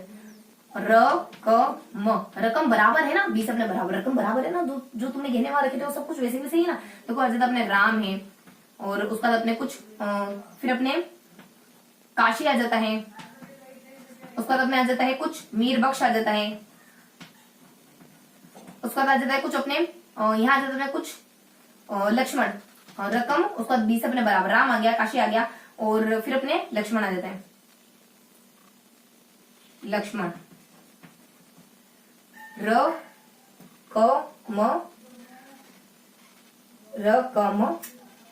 एल समझो। रकम ले ली ना तुमने, मतलब गहना ले लिया, देखो पता नहीं कैसे बी लिख दिया। अपने को ध्यान रखना है कि रकम तुमने ले ली ना, जो तुमने वहां पे मान लो उधार रखी हुई थी वो छुड़ा ली कि नहीं छुड़ाई, तो रकम छुड़ाई कि नहीं छुड़ाई, रकम ले ली तो अपने लिए एल मानना है ना, तो लक्ष्मण आ जाते हैं। तो ये सब इनके चित्रकार रहते हैं जिनको सरदार सिंह पनाह देते हैं, सरदार सिंह आश्रय देते हैं। उसके बाद नेक्स्ट बताते हैं इसके चित्र, ये तो अपने चित्रकारों के नाम हो गए। उसके बाद चित्र बताओ इनके, तो इनके चित्र कौन कौन से हैं। देखो इनके चित्र आ जाते हैं अपने कुछ है ना, अपने लगभग 3 राम है, काशी, मीर बख्श, ये अपने चित्र हो गए। उसका चित्रकारों ये अपने, उसके बाद देखो इनके कुछ चित्र होते हैं, जैसे कि अपने कुछ क्या होते हैं, अपने राम सीता है, उसके बाद लक्ष्मण और हनुमान है, उसके बाद एक और होता है अपने कुछ मीर बख्श के बारे में, ये इसके ना चित्र है, मीर बख्श ये इसके चित्र है। देखो राम और सीता की जोड़ी ठीक ठाक है, लक्ष्मण और हनुमान की जोड़ी बिल्कुल गलत जोड़ी, लक्ष्मण के साथ उर्मिला को लेके आते हैं। उसको मीर बख्श बेचारी मीरा तो अकेली रहेगी, कृष्ण तो मिले नहीं उसको। तो इस तरीके के अपने कुछ चित्र होते हैं इसके सामने। थोड़ा सा ट्रिकी तरीके से देखें तो इनकी ट्रिक आ जाती है अपने मिलर। देखो मेगर और मिलर रूपागम था ना, तो मिलर, देखो अपने राम आ जाएगा, उसके बाद अपने कुछ लक्ष्मण आ जाएगा, उसके बाद अपने मीर बख्श आ जाएगी। इस तरीके से ट्रिक है। उसके बाद अपन देखो 3 पॉइंट हो गए और लास्टली चौथा पॉइंट आता है इसका, क्योंकि किसका मिश्रण मानी जाती है। तो ये चित्रशैली किसका मिश्रण है, बीजी का मिश्रण है। ये किसका मिश्रण है, बीजी, यानी बूंदी का और जी से अपने कुछ जयपुर का, बीजी। तो बूंदी का और जयपुर का मिश्रण मानी जाती है, बूंदी और जयपुर का मिश्रण है चित्रशैली, बस इतने से मेरी चित्रशैली फिनिश हो जाती। तो ये थी अपनी उनियारा चित्रशैली। देखो उनियारा चित्रशैली का विकास किसके समय में हुआ, तो उनियारा चित्रशैली का विकास नरुका ठिकाने के वंश ने करा था। उसके बाद सरदार, इसके समय ये ना सरदार सिंह किस किस को आश्रय देते हैं, किन किन चित्रकारों को आश्रय प्रदान करने का काम करते हैं। तो कुछ रकम ले ली कि नहीं ले ली, उस दुकान पे तुमने रकम रखी हुई थी तो उसको छुड़ा लिया, अपने छुड़ा लिया। तो रसम ने राम आ जाता है, फिर अपने काशी आ जाता है, फिर अपने मीरा आ जाती है, मतलब मीर बख्श आ जाता है, फिर अपने लक्ष्मण आ जाता है। उसके चित्र कौन कौन से है, तो मिलर और जो अपने मिलर मेगम उपागम होता है ना, आरसीएम उपागम होता है, मिलर मेगम उपागम होता है, ब्लूम उपागम होता है। तो इस तरीके से जो पार्ट यूनिक उपागम होता है ना, उसमें मिलर से मैट्रिक कंप्लीट होगी। एम से देखो अपने कुछ आ जाएगा अपने मीर बख्श, फिर अपने लक्ष्मण, उसके बाद अपने आ जाएगा राम। तो इस तरीके के कुछ चित्र बने होते हैं इसके समय में, इनके नरुक अपने उनियारा चित्रशैली में। उसके बाद कुछ मिश्रण, तो किस किस का मिश्रण है, बीजे का मिश्रण है, बूंदी और जयपुर इन दोनों का मिश्रण मानी जाती है। तो इस तरीके से कुछ 4 बिंदुओं में अपने उनियारा चित्रशैली कंप्लीट हो जाती है। अब क्या देखने वाले हैं अपन, अब देखने वाले हैं शेखावटी चित्रशैली, जो अपनी लास्ट चित्रशैली है, शेखावटी चित्रशैली। अब क्या देखने वाले हैं अपन, शेखावटी चित्रशैली। देखो इसमें भी कुछ ज्यादा नहीं देखना, सिर्फ और सिर्फ 5 पॉइंट पढ़ने, वो भी इसकी सारी कैरेक्टरिस्टिक है। शेखावटी चित्रशैली पर सर्वाधिक प्रभाव किसका देखा जाता है, जयपुर चित्रशैली का, जयपुर चित्रशैली का प्रभाव। फिर सेकेंड पॉइंट क्या आ जाता है, इस तरीके की चित्रशैली अपन कहाँ कहाँ देख सकते हैं, इस तरीके की चित्रशैली आप देख सकते हो रामगढ़ में। थोड़ा सा ट्रिकी तरीके से देखें तो नफरत, NF नफरत, ल म बी टी साइलेंट है। देखो अपना आ जाता है नवलगढ़, नवलगढ़, फिर अपने आ जाता है फतेहगढ़, फिर अपने आ जाता है रामगढ़, फिर अपने आ जाता है मंडावा, फिर अपने आ जाता है मांडलगढ़, फिर अपने आ जाता है बिसाऊ। तो इस तरीके से इन जगहों पर आप शेखावटी चित्रशैली को देख सकते हो। देन अदर इंफॉर्मेशन होती है, इसी वजह से इसको ओपन आर्ट गैलरी कहते हैं, ओपन आर्ट गैलरी, शेखावटी को गैलरी। उसके बाद तीसरी नेक्स्ट विशेषता होती है इसकी कि कुछ अपना 3 कैरेक्टरिस्टिक देख ली। इसके कलर कौन से होते हैं, इसके कलर होते हैं कत्थई, गुलाबी और नीला, कत्थई, गुलाबी, कत्थई, गुलाबी और नीला, नीला, ये इसके कलर होते हैं। देखो थोड़ा सा देखे तो अपने कांजी, ये कलर होते हैं ना, KNG, तो कांजी कलर होते हैं, इसके कलर की क्या अपने कांजी। देखो सबके कलर देखोगे ना तब मिक्स होंगे, अभी आप सेपरेट देखते हो तो आपको लग रहा है कि ऐसे ही याद हो जाएंगे, तो लेकिन जब दूसरों के साथ ये कोरिलेट होंगे, दूसरों के साथ मिक्स होंगे, तब चीजें थोड़ी सी विस्मरण की स्थिति में आ जाती है। तो अपन यहाँ देख लेते हैं, बस ये कलर देखे हमने। और अब लास्ट एक थोड़ी सी यूनिक बात देख लेते हैं कि जो फतेहगढ़ की जो हवेली है उसको संरक्षित करने का काम एक फ्रांस के कोई व्यक्ति ला प्रेंस, तो ला प्रेंस फतेहपुर की हवेली को संरक्षित करने का काम कर रहे हैं, संरक्षण देने का काम कर रहे हैं। फतेहगढ़ को संरक्षण, फतेहगढ़ की हवेलियों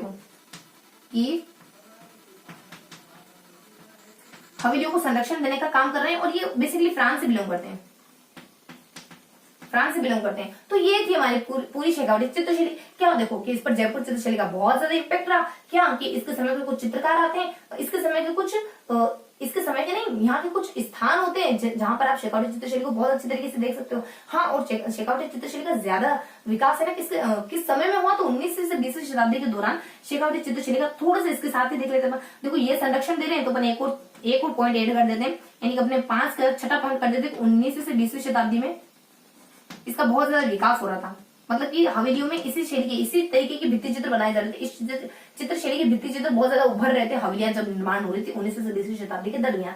तो देखो शेखावटी चित्रशैली की जयपुर चित्रशैली का बहुत ज्यादा इम्पैक्ट रहा। इस तरीके की अगर आप शैली देखना चाहते हो तो यहाँ जाओ और देख के आ जाओ। उसके बाद इसको ओपन आर्ट गैलरी कहते हैं, इसी के कारण इन भित्ति चित्रशैलियों के कारण। उसके बाद अगर कलर देखो तो कांजी कलर क्या है, कत्थई है, नीला है, गुलाबी है। उसके बाद नेक्स्ट बता दीजिए था इसमें से जो एक जगह है उस जगह की हवेलियों को तो अपने ला प्रेस फ्रांस के शख्स संरक्षण करने का कार्य कर रहे हैं। उसके बाद नेक्स्ट बता दीजिए 19वीं से 20वीं शताब्दी वो शताब्दी थी जब शेखावटी चित्रशैली का भरपूर विकास हो रहा था और बहुत सारे श्रेष्ठ लोग हैं, कुछ अपने सेठ वगैरह हैं, वो है ना बहुत ज्यादा शेखावटी चित्रशैली की भित्ति चित्रों को अपने महल में हवेलियों में यहाँ बनवा रहे थे। तो बेसिक इन्फॉर्मेशन थी अपने शेखावटी चित्रशैली के बारे में। तो अब इस तरीके से अपने चित्रशैलियों को तो पढ़ लिया। अभी क्या देखने वाले अपन, देखो चित्रशैली अपनी फिनिश हो गई, चित्रशैली आपने फिनिश हो गई, यानी अपनों ने इस चित्रशैली के बारे में भी देख लिया, शेखावटी चित्रशैली के बारे में कुछ 5-6 पॉइंट है उनको अच्छे से क्लियर कर लिया। अब वो देखने वाले कुछ लोक कलाओं के बारे में, यानी कि इस सेशन का पार्ट नंबर 2 शुरू हो गया। चित्रकला हमारी कंप्लीट हो गई। तो एक बार अपन थोड़ा सा रिकेप ले लेते हैं, फटाफट से थोड़ा सा रिकेप ले लेते हैं कि चित्रकला में हमने क्या क्या देखा। देखो चित्रकला में अपन क्या क्या पढ़ते हैं, चित्रकला में हमने कुछ 6 चित्रकला को देखा। कहाँ की चित्रकलाएं? ढूंढाड़ की चित्रकलाएं, जयपुर आमेर देखते हैं, जयपुर देखते हैं, अलवर देखते हैं, उनियारा देखते हैं, शेखावटी देखते हैं। देखो आमेर में तो हल्का सा कुछ होता, कुछ 3 चित्र आए थे, उसके बाद एक राजा आया था, वो अपनी पत्नी के लिए बना देता है, कुछ गणेश को बना देता है, इस तरीके से देखते हैं। देन अपन सेकंड देखते हैं जयपुर में। जयपुर में क्या हुआ था, कुछ 5 राजा आए थे, उसके बाद कुछ कैरेक्टरिस्टिक आएगी। देखो आमेर में भी अपन देखें तो कह सकते हैं कि कुछ एक राजा आया, उसके बाद अपने कैरेक्टरिस्टिक आई। यहाँ अपने कुछ 5 राजा है, उसके बाद कैरेक्टरिस्टिक आई। ये अपने सवाई जय सिंह हो गया, ईश्वर सिंह हो गया, माधो सिंह हो गया, प्रताप हो गया, उसके बाद राम हो गया। इनके समय में कुछ हल्का हल्का कुछ इक्का दुक्का जानकारी देखनी, कोई एक दो बात देखनी के बारे में। उस पर अपने जयपुर की कैरेक्टरिस्टिक देखनी चित्रशैली की। उसके बाद फिर अपन अगला देखते हैं अलवर चित्रशैली के बारे में। अलवर चित्रशैली में क्या देखते हैं अपन, कुछ 7 राजाओं का जिक्र देखते हैं। उसके बाद अपन कुछ देखते हैं इसकी कैरेक्टरिस्टिक के बारे में, इसकी विशेषताओं के बारे में। 7 राजा आ जाएंगे अपने, वही अपने कुछ शुरुआत से आ जाएंगे। कुछ अलवर चित्रशैली में अपने कुछ शुरुआत होती है प्रताप से। देन अपन देखते हैं कुछ बख्तावर सिंह के बारे में, फिर विनय सिंह के बारे में। प्रताप सिंह, हाँ प्रताप सिंह होती, प्रताप आ जाते हैं, उसके बाद कुछ बख्तावर आ जाते हैं, उसके बाद विनय आ जाते हैं, उसके बाद अपने बलवंत सिंह आ जाते हैं। देन अपन बचे कुछ 3 राजा, शिव सिंह आ जाते हैं, उसके बाद अपने उदय सिंह आ जाते हैं, शिव के बाद अपने मंगल आ जाते हैं, उसके बाद अपने कुछ लास्ट में जगत सिंह आ जाते हैं। इस तरीके से कुछ 7 राजाओं का जिक्र करते हैं अपन। थोड़ा सा एक बार रिवाइज करें तो कौन कौन से अपने प्रताप आ जाते हैं, भक्तावर आ जाते हैं, उसके बाद अपने प्रताप है, उसके बाद भक्तावर है, उसके बाद विनय है, उसके बाद अपने बलवंत है, उसके बाद अपने शिव आ जाते हैं, शिव के बाद अपने कुछ मंगल सिंह आ जाते हैं, उसके बाद अपने जगत सिंह आ जाते हैं। इस तरीके से कुछ 7 राजाओं का जिक्र पढ़ते हैं। 7 राजाओं के जिक्र के साथ साथ कुछ कैरेक्टरिस्टिक पढ़ते हैं, ये अपने कुछ वेश्याओं का वर्णन है, उठी हुई वेणियां है, उसके बाद आम की शक्ल है, इस तरीके से। देन अपन देखते हैं उनियारा के बारे में। तो उनियारा के बारे में तो कुछ जानकारी होती नहीं, सिर्फ 4 कैरेक्टरिस्टिक है। यही कि इसको यही कि ये मतलब कि किस वंश ने इसको बहुत ज्यादा विकसित करा, किस शख्स ने इसके चित्रकारों को आश्रय प्रदान करा, कौन कौन इसके चित्रकार है, कौन और किस का मिश्रण मानी जाती है। इस तरीके बेसिक से 4 कैरेक्टरिस्टिक पड़ी। उसके बाद अपन देखते हैं शेखावटी चित्रशैली के बारे में। शेखावटी चित्रशैली में क्या देखते हैं, कुछ बेसिक से 4 विशेषताएं देखते हैं और कुछ 2 यूनिक सी बातें देखते हैं। यही कि इस पर जयपुर चित्रशैली का बहुत ज्यादा प्रभाव पड़ा। यही कि अपने नवलगढ़ है, रामगढ़ है, अपने मंडावा है, बिसाऊ है, यहाँ पर आप इस तरीके की चित्रशैली देख सकते हो। उसके बाद यही कि इसके कलर कत्थे कलर, नीला कलर, गुलाबी कलर माने जाते हैं। कुछ यही कि इसी कारणों की वजह से इसको, इन्हीं सारे कारणों की वजह से इसको ओपन कहते हैं। लास्ट में 2 यूनिक सी बातें कि कोई लाभदायक नाम का शख्स है जो फतेहगढ़ की हवेली को बहुत प्रोटेक्ट करने का काम कर रहा है। देन अपन सेकंड आ जाते हैं कि कुछ 19वीं से 20वीं शताब्दी के दरमियान इसका बहुत ज्यादा विकास होता है। इस तरीके से हमने ओवरऑल जानकारी ली 5 चित्रशैली के बारे में। अब हम थोड़ा सा देखेंगे लोक कलाओं के बारे में। तो लोक कलाओं में अपन क्या क्या पढ़ने वाले हैं, तो यहाँ जाएगा अपना लोक कलाओं का पोर्शन, लोक कला। देखो लोक कलाओं में अपन हल्की हल्की से जानकारी लेंगे, ज्यादा देखने वाले हैं नहीं अपन। तो क्या क्या देखने वाले, देखो अपन सबसे पहले देख लेते हैं लोक कलाओं में अपने ना सांझी। तो कुछ लगभग है ना, ज्यादा लोक कलाएं नहीं, लगभग फिर भी अपने 10-12 के दरमियान लोक कलाएं, छोटी छोटी से लोक कला हल्की हल्की से जानकारी लेंगे। देखो सांझी कब बनाई जाती है, हल्की हल्की से जानकारी लेंगे। उसी तरीके से माइंड में बिल्कुल लोड नहीं लेना है, ये सोचना है कि बस हल्का हल्का सा पढ़ने वाले इनके बारे में। देखो दशहरे में श्राद्ध पक्ष में मनाई जाती है। श्राद्ध पक्ष, दशहरे के श्राद्ध पक्ष में सांझी बनाई जाती है। देन इसमें पार्वती की पूजा करती है अपने बालिकाएं, पार्वती की पूजा, बालिकाओं के द्वारा पार्वती की पूजा करी जाती है, वही अपनी कुछ अविवाहित बालिकाओं के द्वारा।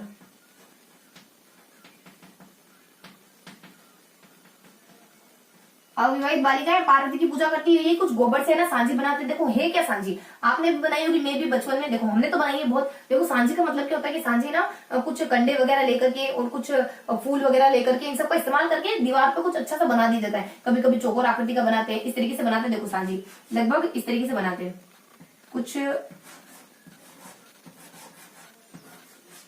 इस तरीके की आकृति बनाते हैं, अलग अलग आकृति भी बनाते हैं, अलग अलग तरीके की आकृति बनाते हैं। कभी कुछ भगवान की आकृति बना देते हैं, कोई देवी देवता हो गए, तो अलग अलग तरीके की आकृति बनती है। अपने हर दिन अलग अलग आकृति बनाते हैं। इसमें लास्ट के दिन में कुछ माता को चित्र बनाते हैं, पार्वती का हो गया, लक्ष्मी का हो गया। इस तरीके की हल्की सी इन्फॉर्मेशन है। देखो ये जानकारी तो अपने को थोड़ा सा पता होना चाहिए कि ये वोट सांझी है ना। उसका दशहरे के श्राद्ध पक्ष में थोड़ी कंक्रीट जानकारी क्या है, दशहरे के श्राद्ध पक्ष में बनाई जाती है और वह पार्वती के अलग अलग रूप माने जाते हैं, जो लगभग 5-7 दिन तक बनाई जाती है। दशहरे के श्राद्ध पक्ष में 5 से 7 दिनों तक इसको बनाया जाता है और पार्वती की पूजा वगैरह करी जाती है अविवाहित बालिकाओं के द्वारा। उसके बाद नेक्स्ट बता देते हैं कुछ अपने मांडपा के बारे में। मांडपा क्या होता है, देखो दीवार को सुंदर, दीवार को बनाए जाते हैं मांड पे। और अगर जब आप यात्रा से लौटते हो तो चितवाड़ी और पथवाड़ी और पुष्कर मेड़ी, जब आप यात्रा से सकुशल लौटते हो ना, तो ये 2 प्रकार के मांडवे बनाए जाते हैं दीवार पर। और मांडवे में क्या होता है, आप ज्यामितीय आकृतियां बनाते हो। ज्यामितीय आकृति बना, तो ये आप घर पर मतलब कि कुछ जहाँ पर पानी वगैरह रखा जाता है वहां पर बना सकते हो, कुछ नीचे फर्श बना सकते हो, दीवार पर बना सकते हो। तो ये होता है अपने मांडवा सामान्य सैद्धांतिक मांडवे वगैरह। अब देख लेते हैं फड़।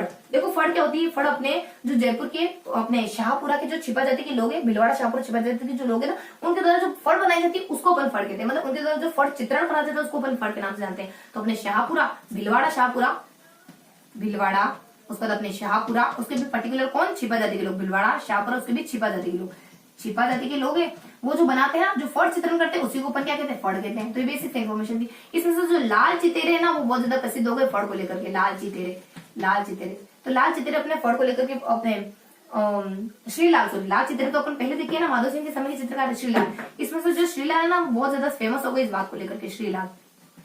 बस उसके बाद होता क्या है, देखो फड़ में क्या होता है कि कोई कपड़ा होता है ना, उसको रेजा है, रेजे कहते हैं। उस कपड़े को आप कुछ अपने गेहूं का वगैरह, चावल का वगैरह इनका घोल बना लो, उसमें वो कपड़ा पूरा भिगो दिया जाता है, उसके बाद उसको निकाल दिया जाता है और उसके ऊपर कुछ उसको समतल करके कुछ पेंटिंग वगैरह बनाते हैं, कुछ चित्र वगैरह बनाते हैं। देखो शब्दावली क्या आती है, एक तो रेजा आ जाता है, रेजा उस कपड़े को कहते हैं, रेजा या फिर कुछ एक और कहते हैं उसको, रेजा या राइजा करके कुछ कहते हैं, मतलब सेम होता है अपने। तो रेजा जब भी है तो वही समझना है कि फड़ से बिलोंग करती हुई चीज है। तो अपने कुछ रेजा आ जाता है। और देखो ना इसमें क्या क्या बनता है, तो देखो जब वास्तु पुराण का जिक्र करते हैं तो भूरे कलर का इस्तेमाल करते हैं। देखो थोड़ा सा देख लेते हैं कि और क्या इन्फॉर्मेशन होती है रेजा के अलावा और क्या। देखो शरीर को तो लाल रंग, अपने शरीर को है इसमें सिंदूरी रंग से रंगा जाता है, सिंदूरी। उसके बाद कपड़ों को जनरली लाल रंग से रंगा जाता है, लाल रंग से। देखो पूछने में कला संस्कृति में कुछ भी पूछा जा सकता है। उसके बाद और है ना, वास्तुकला के अगर चित्र बनाते हैं तो उसको भूरे रंग से रंगते हैं, वास्तुकला के चित्र बनाओगे तो भूरे रंग से रंगोगे, भूरे रंग से रंगे जाएंगे वास्तुकला के चित्र। तो इस तरीके के फड़ के बारे में बेसिक इन्फॉर्मेशन होती है कि ये रेजा है, रेजा का कपड़ा इस्तेमाल होता है, मतलब जो कपड़ा इस्तेमाल होता है उसको रेजा कहते हैं। उसका शरीर है, उसका अपने कुछ शरीर को सिंदूरी कलर से, कपड़े को लाल कलर से, देखो पूरा हनुमान बन गए, शरीर को सिंदूरी कलर से, कपड़े अपने लाल रंगोली भी, उसके बाद अपने कुछ वास्तुकला का जिक्र करोगे तो अपने भूरे कलर का इस्तेमाल किया जाएगा।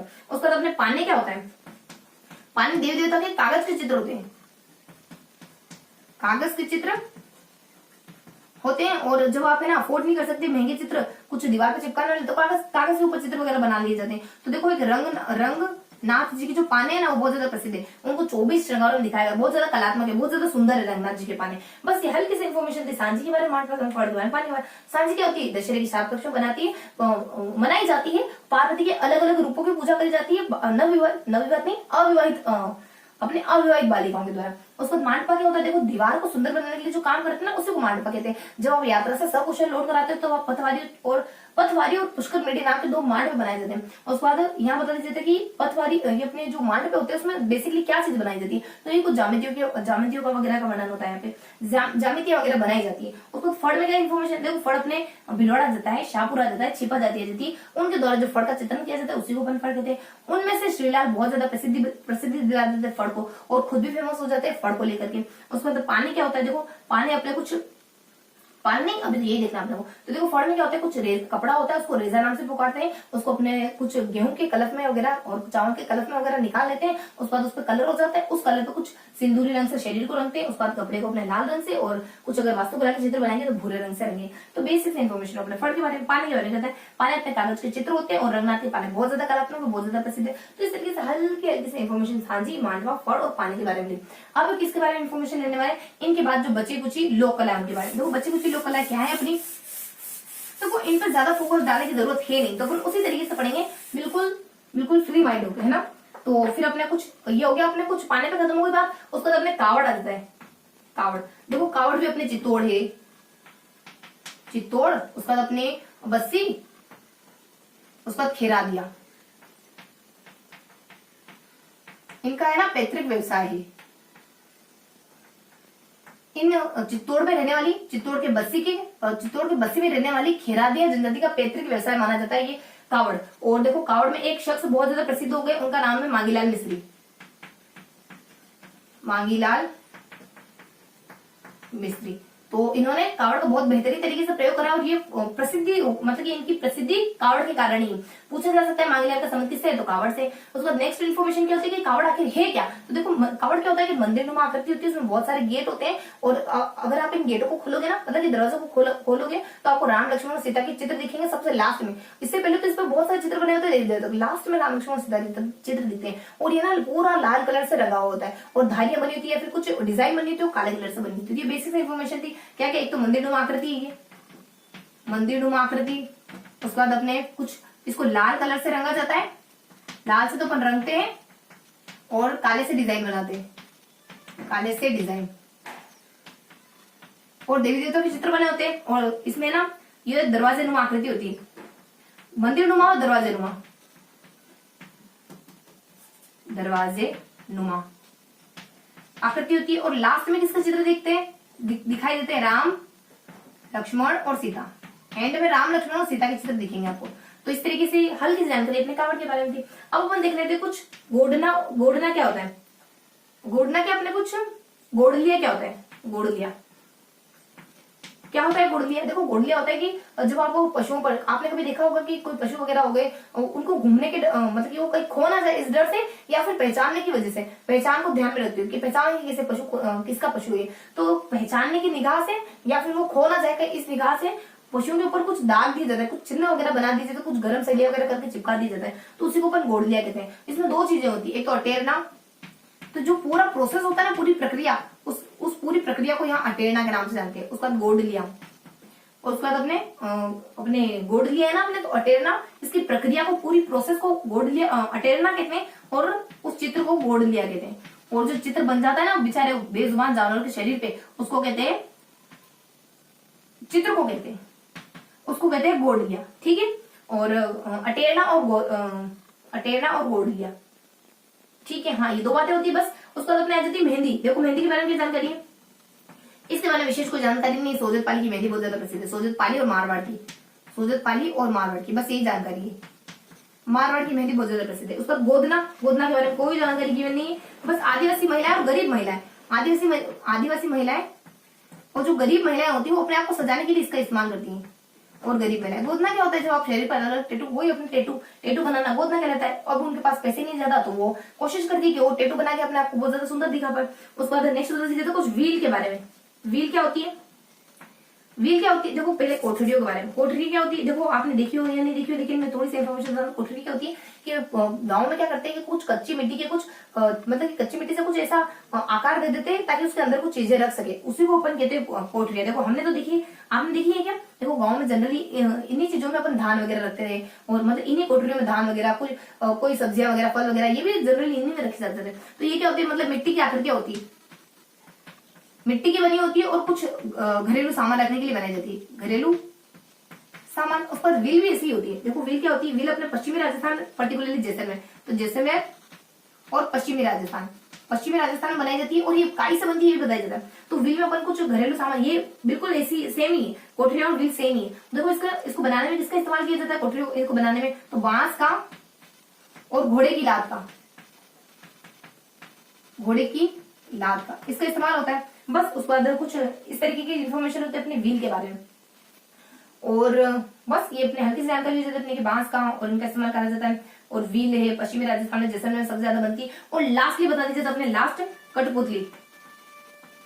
कठपुतली, देखो कठपुतली के बारे में क्या इन्फॉर्मेशन है, कठपुतली में एक पॉइंट है खाली कि 1965 में रोमानिया में जो कठपुतली का तीसरा सम्मेलन हुआ था, 1965 रोमानिया में जो कठपुतली का तीसरा सम्मेलन हुआ था, तीसरा सम्मेलन ऑफ कठपुतली, उसमें उदयपुर के लोक कला मंडल को प्रथम स्थान प्राप्त हुआ था। तो उदयपुर को कठपुतली के लिए प्रसिद्ध है अपने उदयपुर के लोक कला मंडल को प्रथम स्थान मिला था, प्रथम स्थान। तो ये थी अपनी लोक कलाएं, छोटी सी सिंपल सी लोक, मतलब कि थोड़ी सी और सिंपल सी लोक कलाएं हमने देखी। तो हमने देखे हैं यहाँ पे कावड़ के बारे में, गोडलिया के बारे में, मेहंदी के बारे में, गोदना के बारे में, कोठरियों के बारे में, व्हील के बारे में, कठपुतली के बारे में। लगभग 1 2 3 उसके बाद 4 5 6 7 लगभग 7 यहाँ पे देखिए, यहाँ पे अपनों ने कुछ 7 लोक कलाओं के बारे में देखा। और इससे पहले कौन कौन सी देखी थी? इससे पहले सबसे पहले अपनों ने देखा था कुछ सांची के बारे में, मांडपा के बारे में, उसके बाद अपनों ने 4 लोक कलाओं को देखा। अपने देखो सांची के बारे में और मांडपा के बारे में, उसके बाद अपने फड़ के बारे में, उसके बाद पानी के बारे में। तो कुछ 4 वो हो गई, और ये अपने 3 और 3 और 4 7 ये हो गई। इस तरीके से हमने 11 लोक कलाओं को देखा। हल्की हल्की सी जानकारी थी, कुछ हल्की हल्की सी इन्फॉर्मेशन थी अपने 11 लोक कलाओं के बारे में। तो थोड़ा सा अपन रिवाइज कर लेते हैं कि कावड़ में क्या है। देखो कावड़ अपने चित्तौड़ के बस्सी के खिरादियों का पैतृक व्यवसाय है। उसके बाद मांगेलाल मिस्त्री इसके लिए बहुत ज्यादा फेमस हो गए। मांगेलाल मिस्त्री का संबंध बेसिकली कावड़ से बस। उसके बाद कावड़ बेसिकली होता क्या है? मंदिरनुमा आकृति, उसके बाद अपने लाल रंग से इसको रंगते हैं, काले कलर से उसको डिजाइन बनाते हैं। मंदिरनुमा दरवाजे वाली एक आकृति, एक मंदिरनुमा आकृति होती है, उसमें बहुत सारे दरवाजे होते हैं। काले कलर से पूरे को रंगते हैं और लाल कलर से कुछ डिजाइन वगैरह बने, लाल कलर से पूरे को रंगते हैं, काले कलर से कुछ डिजाइन वगैरह बनाई जाती है। बस उसका लास्ट में चित्र देखोगे ना, वैसे तो सब तरफ भगवान के चित्र बने होते हैं, लेकिन लास्ट में राम लक्ष्मण सीता के चित्र दिखेंगे आपको। उसको गोल्ड लिए क्या बेचारा बेजुबान जानवर पर कुछ टप्पा टप्पी लगा देता है, या तो निशान के लिए या फिर कहीं खोए ना इसके लिए, तो इसको गोल्ड लिए कहते हैं। अटेरना इस पूरी प्रोसेस को गर्म करना, चिपकाना, उसका बेचारे मासूम जानवर की आंखों में से तलाइयां भर जाना, ये सब क्या कहलाता है? ये इसकी क्रिया अटेरना कहलाती है। उसको गोल्ड लिया, जो निशान जो घाव लग जाता है उस बेचारे बेजुबान जानवर के शरीर पर, उसको गोल्ड लिया कहते हैं। उसको मेहंदी की अपनी शोधित पाली और मानव की मेहंदी बहुत ज्यादा प्रसिद्ध, जानते हैं अपन मेहंदी अपन शुभ अवसरों पर लगाते, मांगलिक अवसरों। गोदना क्या होता है? आदिवासी महिला जो गरीब महिला अपने आप को सुंदर दिखाने के लिए गोदना, अपने शरीर पर अलग अलग स्थान पर टैटू वगैरह बना लेते, उसको गोदना कहते हैं। कोठरिया क्या है? यानी मिट्टी की बनती है कोठरिया, और आपके घरेलू सामान, घरेलू कोई चीजें वगैरह रखनी होती है तो इसके लिए काम आती है, मिट्टी की बनाते हैं। व्हील क्या होती है? ये भी चिकनी मिट्टी की, अपने घोड़े की लात की, उसके बाद दूसरी अपने कुछ बांस की, इन दोनों का इस्तेमाल करके बनाई जाती है। पश्चिमी राजस्थान जैसलमेर की पर्टिकुलरली बहुत ज्यादा प्रसिद्ध है, मतलब उसमें वहां पर बहुत ज्यादा बनाई जाती है इस तरीके की व्हील वगैरह। उसमें कठपुतली में क्या था? 1965 में रोमानिया में एक सम्मेलन हुआ था, यानी तीसरा एक आयोजन हुआ था, यानी कठपुतली का तीसरा कठपुतली सम्मेलन हुआ था। उसमें प्रतापगढ़ के अपने उदयपुर के लोक कला मंडल को प्रथम स्थान मिल जाता है। इस तरीके की बेसिक से इन्फॉर्मेशन थी अपने लोक कलाओं के बारे में। और अब अपन क्या करते हैं, अब थोड़ा सा है ना, थोड़ा सा रिकेप लेते हैं। लोक कला अपने पढ़ ली और चित्रकलाएं भी अपने पढ़ ली। अब थोड़ा सा रिवाइज कर लेते हैं कि आज के सेशन में देखा क्या है। तो अब हमारा है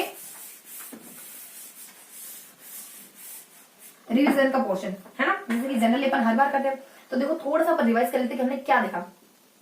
तो बेसिकली आज के सेशन में हम पढ़ते हैं चित्रकलाओं के बारे में, देन लोक कलाओं के बारे में। तो चित्रकलाओं के बारे में क्या देखा, लोक कलाओं के बारे में क्या देखा। देखो चित्रकला हमने 6 चित्रकलाओं को बहुत अच्छे से पढ़ा इसमें, और लोक कलाओं में हमने 11 लोक कलाओं को अच्छे से पढ़ा है। तो इस तरीके से हमने 6 और 11, यानी कि 6 और 11 लगभग अपने कितने हो गए? 6 और 11 अपने कुछ 32 और 33 और 23 सॉरी। तो अपने 23 मुद्दों के बारे में अच्छे से जानकारी ली।